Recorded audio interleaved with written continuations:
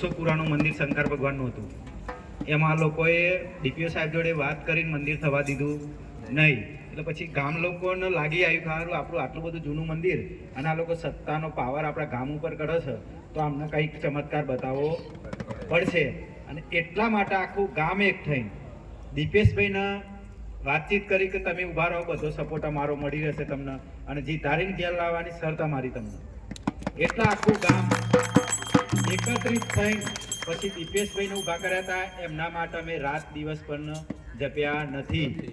કારણ કે કેવું કે તમારા સમાજની અંદર અમારા ક્ષત્રિયોને કેવું કહો તો આજે બોલો કાલે ફરી જાય, એટલે વિશ્વાસ જલ્દી પડે નહીં. પણ આજે જીતાડી લઈને અમે આવ્યા એટલે તમને વિશ્વાસ પડ્યો કે ના બોલ્યા હતા પણ બોલેલું પાડ્યું. બરાબર, અમે જે બોલ્યા હતા એ તમને પાડ્યું. કદાચ આ તો આજે ને કાલે અમારે જરૂર તમારી પડવાની છે. બરાબર, જેવો અમે તમને સાથ સપોર્ટ આપ્યો એવો અમે પણ અમને પણ આપજો.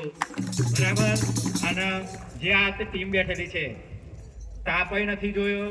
આ જ્યાં તારે હાલ ટીમ છે કોઈ પણ ગમે ત્યારે કીધું હશે અમારી સાથે ચાલ્યા છે. નથી જોયો તાપ કે નથી જોયું ટાઈમ, પણ હર હંમેશા હાજર અમારી સાથે રહ્યા છે.